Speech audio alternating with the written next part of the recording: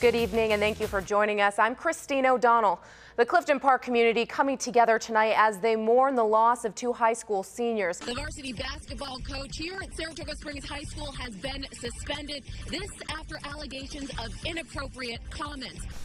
We're in Fuller Road in Albany right now underneath the bridge, and there goes my umbrella, where there's definitely some flash flooding going on right here, and a number of cars are actually risking driving through this water to get to the other side of the bridge. Sal compares the internet to a shopping mall for child predators. He says it's not just limited to computers, smartphones, and all the apps that come with it are a new way predators are getting to children. Here we're at the Romney Ryan campaign headquarters. This is called the Boston Convention and Exhibition Center. Behind me here you see there is a big memorial set up. People from all over the country have been stopping by and leaving things for the families here. This is 9J here. They were traveling down this road last night when the car lost control and went down through, see those two yellow signs down there?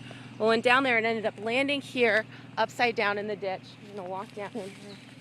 So you can see there's some flip-flops down here.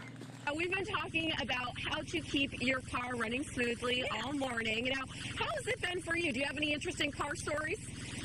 I've been pretty lucky in terms of getting the car to turn over. Okay. However, yeah, we weren't so lucky this morning, which is why if you take a look behind me, you see our cars are being jump-started this morning. Christine O'Donnell is live at the scene with more. Christine, what can you tell us? Elisa, Lydia, it's been a very intense day out here. Right now, they actually have a building on North Main Street surrounded because they believe the suspect is inside. Now, if we look over my shoulder here, you may be able to see there is a part of the SWAT team, a member of the SWAT team up on the building right there, and there are eyes everywhere on rooftops, on the road, trying to make sure that they can find this man if he does come out of the building. The suspect, police believe they've isolated, is 64-year-old Kurt Myers of Mohawk. Officials say guns and ammunition were found inside his apartment after emergency crews responded to a fire there early this morning. Now, 2 people were fatally shot and 2 others injured at John's Barber Shop on Main Street in the village of Mohawk. Then, less than a mile away, police responded to a second shooting, this time at Gaffey's Fast Lube and Car Wash on Mohawk Street in the village of Herkimer. Now, the community here is on edge as the manhunt continues. it's scary. This is a small town. This stuff shouldn't happen around here. It really shouldn't. Do you know this person? Have you ever seen him? I have seen him before. Once I saw the picture, I don't know where, but I know I've seen him before. Well, he's basically turned the whole valley area into a ghost town because people aren't out like they usually are. The names of the victims have not been released at this point. As far as we know, 6 people have been shot. 4 people were killed in this shooting spree. Now, I did speak to a family member of someone who they believe is a victim in this shooting spree, and we'll have more from them coming up later on today, along with the breaking news information about what happens here. It's a product that I developed for hunting. Just to make it more comfortable in the wood. It hooks up relatively quick. Richie Birch says he's been an outdoorsman his whole life. Were you surprised that there wasn't already something like this? Yeah, it was. Yeah, but being a hunter for so long, I knew that there was nothing like it on the market. His invention, a foldable and multi-purpose chair. And there's your seat, very secure. He says the idea came to him more than a year ago. He was on a hunting trip with his 72-year-old uncle and realized very comfortable. The older he and his fellow hunters get, the harder it is to climb trees or to kneel on the ground for long periods of time. To turn his idea into reality, he went to patent attorney Jason Murphy. When you have that moment where you identify the problem and the light bulb goes off, Murphy helps inventors gather the appropriate paperwork to start the patent process. Resist the urge to tell everybody, call a lawyer, and set up a meeting, a consultation. Birch's device is lightweight, between 7 and 9 pounds, folds up quickly, and can be assembled almost anywhere, and is surprisingly comfortable. I'm gonna sit here. His advice for others? If you have an idea and you think it's a good one, follow through with it the best you can.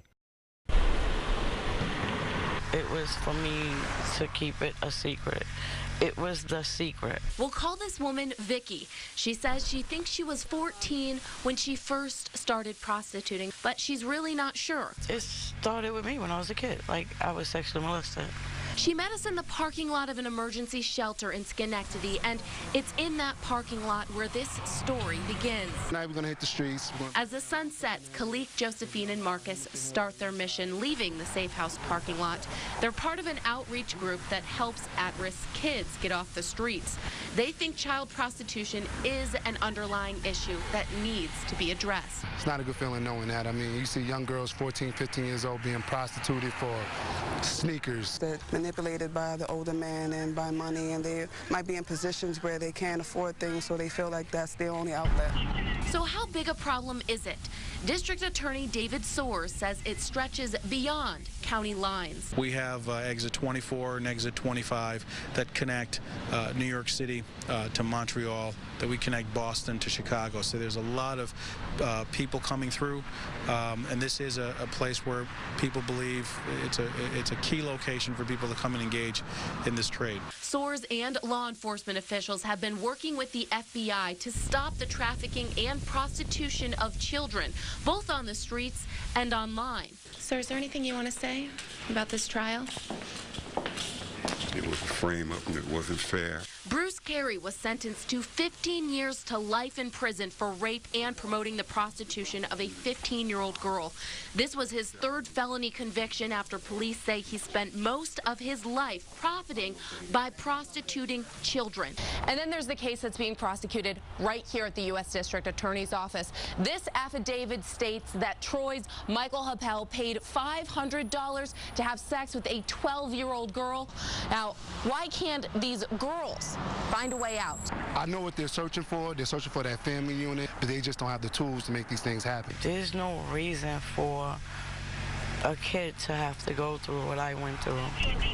And for those who take advantage of these young girls, District Attorney Soares says it's not a secret anymore. For the pimps and other managers, we are coming for you and we're going to prosecute you. But for the other part of this economic engine that keeps that business thriving, your decline is not going to be private.